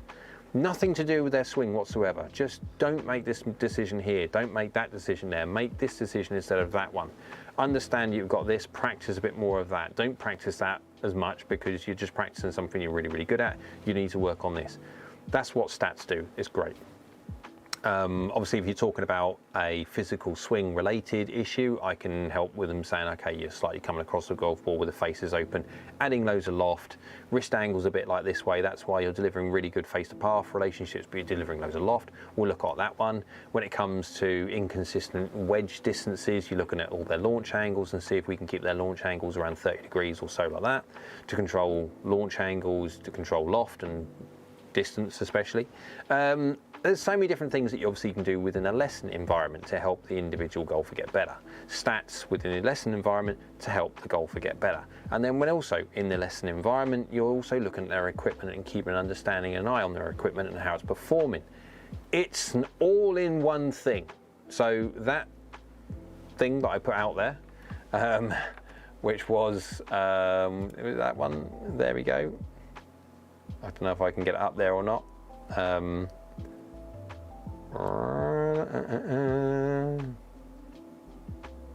There we go. See if I can get that up on there. Don't know if I may or may not. So that one there that I put up, we've got 65, 18 and 18. That was a loaded one, to be fair, because they're all exactly the same thing. Well, they should be. They should be all used, if possible, within the lesson environment. It's a great opportunity not just to look at your swing, but to look at everything within your golf game to see if we can really nip some easy wins, some easy shots off the scorecard without really doing much work whatsoever. And then there you go. Right, so let's go get that back out again, because I want to go back onto Neil's stuff again at one point, possibly. Depends on yeah, it's a bit hard on him really. Driver accuracy is really, I'll pop that up on the screen quickly. I just want to say, Chris Pin, hello, are you going to do a comparison between the Mizuno 225 and the new Cobra Tour irons?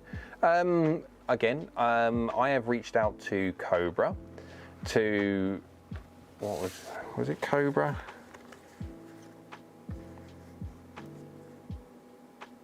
Oh no, it's another one, wasn't it? I've got it on email.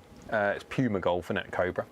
I've reached out to Cobra to see if I can enter in some form of media partnership with them so I can have access to their equipment. I've also done the same thing with Strickland Cleveland and Wilson as well. So yeah, and so I can start doing a bit more reviewing of normal equipment and, more importantly, the comparisons. Because of the comparison work that I do is still, I think, fairly unique. Not many people do, especially to the level that I do. And so therefore, I think it's important, especially when people know their pattern of strike. Let's face it, people have a pattern of strike. If they're normally, they move around a little bit. Of course they do from time to time. People are just individuals, they will move. But generally speaking, they have a pattern. I hit it off the toe, I hit it slightly low on the face, or I hit it out the heel, or whatever it may be. And obviously golf clubs perform differently depending on how they've been designed, where their weight placements are and stuff like that. So doing the stuff I do, I find can, especially if you then know different to that third part of the post that I did earlier on, equipment. If you're going to go for a buying decision and you know equally that you're hitting it off the toe as a generalized pattern, then why would you not, rather than going through, as long as it's not like off the scoring lines, that's a very toe, that's like toe shank nearly. But as long as if you know you're slightly toey, you can get golf clubs now which favour very much so the toe strike as a normal middle hit. So your normal middle or toe strike, rather than now being a slightly geary, twisty, less efficient strike, can actually be a much more like a normalised normal middle hit if you choose the right golf equipment. Hence why I do what I do. For the first, I need a YouTube drink. Gonna cough.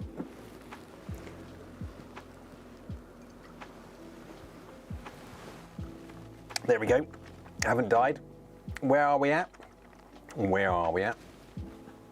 Where are we at? We are at, oh, I don't know how far. How long have we been going on for? 2 hours, nearly. So I think what we'll do, we'll knock it on the head at 2 hours. So I think it's important that we open up Welcome back to the live streams, but then we'll get get it properly going. So Neil says, for first 1.5 to 2 years with Arcos was rough. From Arcos tracking performance, so data for all rounds is quite skewed. Weird that you could not choose X rounds. Probably a software bug. Possibly, as you saw. I mean, I'll put it back up on here again, Niels, because what you say is true. You have a point. I did try, and let's see if I can get it back on the screen for you. Well, not for you, for everybody. Oh, you need to click that button first. There you go.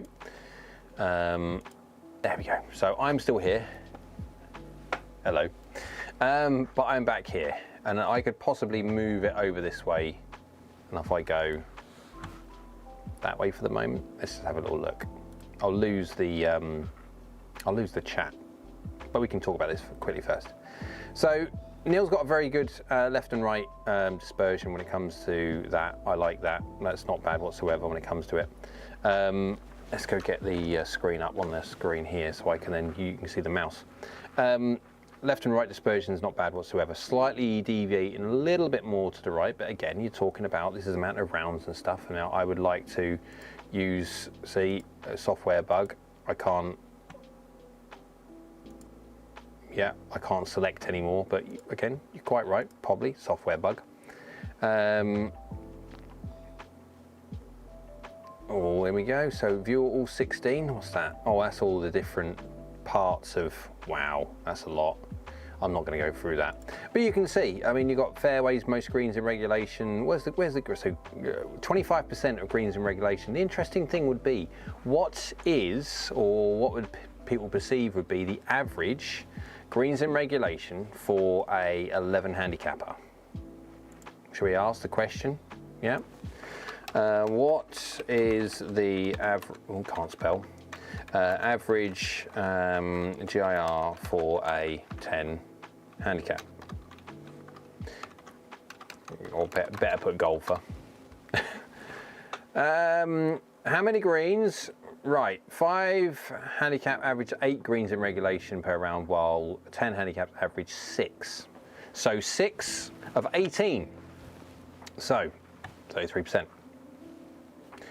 So at the moment, you could critique possibly, again, this is Neil's information, which is a little bit old, so we could say, oh, this is all his information on there. So a certain amount of it possibly could be skewed a little bit because of old information where there was worse performance, and he is fractionally better now. But still, on average, I mean, this is saying he's 12 something handicap. When I had a look on here, yeah, 12.8. So, and he's 10.9 now. So the difference is 1.9 shots. So there's going to be a certain amount on there, but not a huge amount. We are not talking he's gone from a 38 handicap down to 10.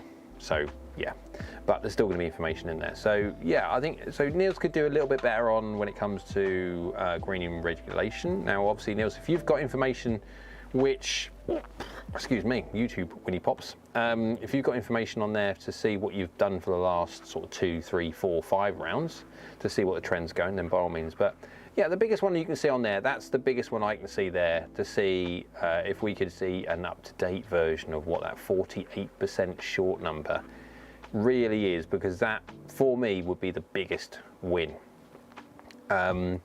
If you look at that number there and you're looking at every single time you miss a green, on average you are dumping 1.1 shots away, where if every single one of those 50% which were missed short were actually on the green because of the better distance understanding, then that is a lot of shots. That's 9 shots better. That's ridiculous potential. Well, it won't go like that way, because you're never going to get all your 50% of your shots back on. So you're not going to happen. That's not going to happen. But out of those 50, those 9 greens that are missed from short alone, if you could get 3, just 3, that's 3.3 shots on average better per round. That's now from 10.9 down to a 7.6 in just that, possibly. But it's, I mean, it's really good, and I just want to say thank you very, very much to, I mean, that's just a fraction of the information which you can get from Arcos and other shots. Collation apps. Right. Golf Edit says, what are your thoughts on Callaway Chrome Soft golf balls versus Vice Pro Soft? If you want a soft ball, the Vice, I've got some Vice Pro Soft around here somewhere. The Vice Pro Soft is a softer ball than the Callaway Chrome Soft. Now, the Vice Pro Soft is a urethane covered golf ball like the Callaway Chrome Soft. So you are still going to get all the spin characteristics, etc. There is 154 rounds on Arcos. Well done, Niels. That is a proper data. I'll be interested. It's a frustrating thing that I cannot get that drop down to work, as you saw. It just went, obviously, it was blank, so I couldn't do anything with it. But yeah, when it comes to the difference in balls, I would say that the Vice Pro Soft will feel softer. So off the blade, off the putter, off the wedge, off a lofted wedge to a very, very, very lofted iron. When you start getting to 7-iron, 6-iron, it starts to dissipate. Driver, can't really tell the difference anyway between the balls. They'll perform very, very, very similarly. They'll just feel very, very different. The Chrome Soft isn't really Chrome Soft, where the Vice Pro Soft is like putty. It is literally like, yeah, very, very squishy. You are seeing the old stats version. The new one is much more detailed, so look forward to that in Pro. It's better for us users. Yeah, and I was saying that there was at one point there was the, hang on a second, I'm not quite sure if I can do this because I'm trying to get, no, I'm trying to, so at the moment I've gone to the professional dashboard, the beta version, but I cannot get anyone else's apart from my own, of which I haven't got any because I only just booted it on, as in just went on there to, yeah, doesn't work. But it doesn't matter, there we go. Anyway, so, Perry, evening Jay, late to the show, didn't receive a notification, trust the honeymoon went well, yes. Back to the grindstone, yes. Although the good news is that I should be back on YouTube creation videos soon. I've got a few more bits to do. But apart from that, on normal, I was thinking about doing a series, a small, relatively small video series. When it comes to small, I don't mean half-hour long videos. What I mean from the point of view of understanding launch monitor terms, club path, face to path, attack angle, dynamic loft, dynamic lie, strike points, all the different things that you can potentially think of and how it interacts with each other. So we're not just talking about what is dynamic loft. Well, dynamic loft is the amount of loft that's delivered at impact. Well, there you go. How's it affected? Well, it is affected by the face being open or close to a path potentially, depending on how you do that. So I will look at possibly going into a video where explaining these common terms, but then explaining them in a way where I can try and give you an understanding of the three-dimensional nature of the golf swing and the three-dimensional nature of how different angles, what's the word when it impacts, influences others. Because the golf swing is a three-dimensional swing.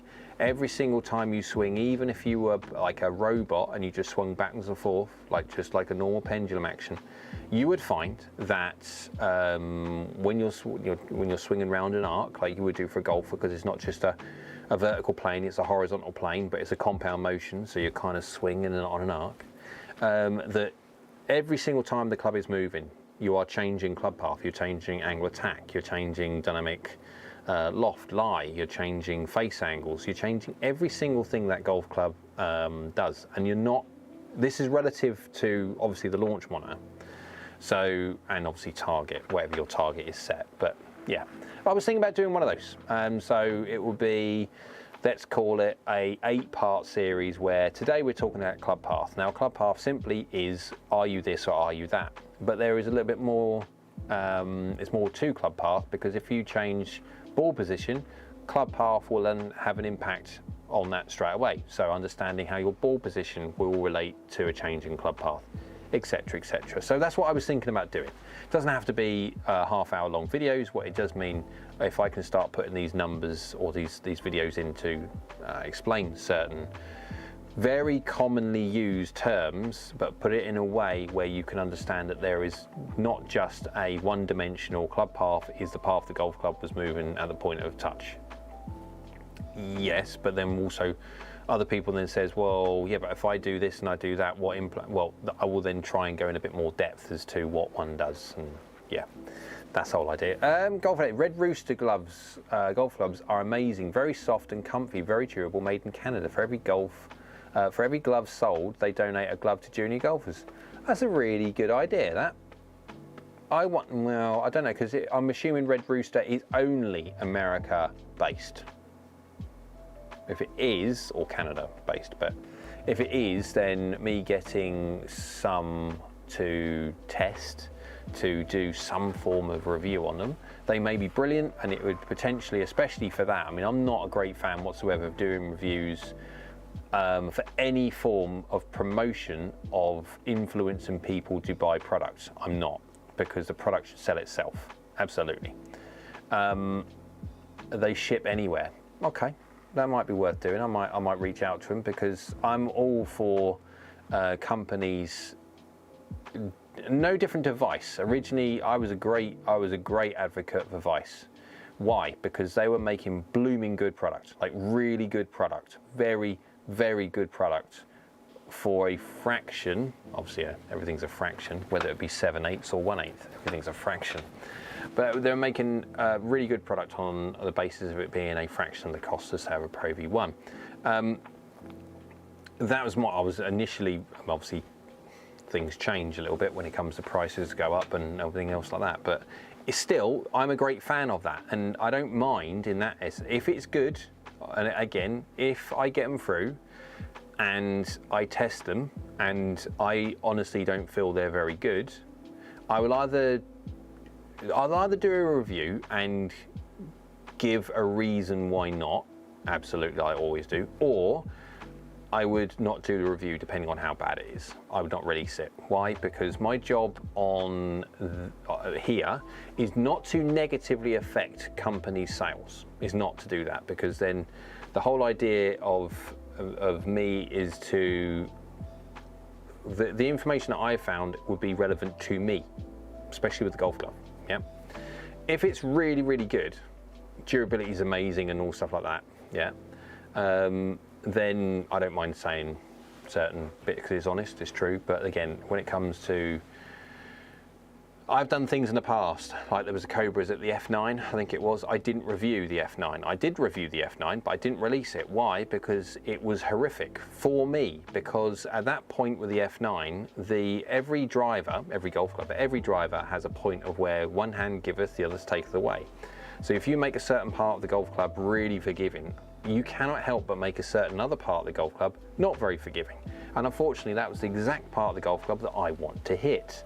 And so the driver just did not work. Well, it did work, but it worked very, very badly compared to the rest that were around there. That's not Cobra's fault. That's just sod's law as to my strike point, or my preferred misstrike point is the point of where they had chosen for that year that they didn't want, or they weren't going to be very helpful. That's the old classic thing when certain companies go, it's 5 yards longer than one last year. Well, okay, but measured from where? Because I suppose you measure from a different point. It is, but they can move that around the face, and yeah, it's to make sure they don't sort of fall short of that old marketing kind of selling thingy. But yeah, right, so unless anyone's got any other comments, I'm going to knock it on the head. It's a relatively short, we've been going on for 2 hours now, but it's a relatively short one. Anyone who watches this afterwards or anything else like that, I will pop this out there now. Like the video, do all the bits and pieces like that. It's always good. YouTube likes it, so do I. Although I don't really suppose this one's going to get much viewing because I've been away for a month. But it was nice seeing you on again. Cheers, mate. No problem. It's been nice to catch up with everyone again. But yeah, so pop on there if you have a great week. I always will. I always try to. Well, there's certain times I'm doing certain jobs. I'm thinking, oh, I could pay someone to do this. But yeah, it's fine. But if you are an Arcos user and you don't mind, again, when it comes to what we've just done and with Neil's, I just want to thank you so much again for allowing me to go onto there and stuff like that. And we're good to see you back. Hi, Bill. Les Moore, thank you very much. Hello, Les. But thanks very much for allowing everyone to see your stuff and doing. You're so close to getting to single digits. It won't be long, hopefully. Let's see if we can get those greens and regulations up as high as we possibly can do. But yeah, right. So all done in that sense. What I'll do is I'll then now finish off back next Monday. Now next Monday is my birthday. Yes. I do have birthdays. Robots do have birthdays. But yeah, I will still be on. Was 9.5 last summer. Whoa, yeah, you get back there. Go on, get back down in single digits. 29. Oh, I'll tell you what. No, I'll wait for next week. I will get everybody to do their guess as to how old I am next week. Because it'll be funny. It'll be funny to see how people believe how close to death I am, or not. So right. Thanks very much everyone for joining in. It's been wonderful as always. Thanks for everyone for joining in on the poll. I'm trying to do a little bit more YouTube Shorts. I want to say a bit more. I've never done any, so I'm trying to do that to try and open up a different bracket of viewer, possibly. If that works, I don't know. I'm trying to use AI to help me do it, which might work. It might not work at all. We'll find out. But yeah, a bit of fun trying and testing it out. So anyway, hope everyone has a lovely week. I'm back next week, my birthday, around about, I would say 7, half 7. I'll put a post up anyway beforehand during the day, so everyone knows exactly what time. Probably about half 7 again. Well, half 7 going forward. I mean, it was 7 o'clock today because I just want to get there's some bits and pieces I need to do after, and it's already 10 minutes, 7 minutes past 9, so we're getting on already. So thank you very much everybody. As for AV, I'll be in Lanzarote next week, so look forward to seeing you from Spain. Well, Spain, I suppose. I don't know what the data situation is there, but cheers mate, good to see you back. Always nice to have you here, Karen, it always is. But yeah, in from Spain, yeah, I suppose, no, we're the same time, aren't we?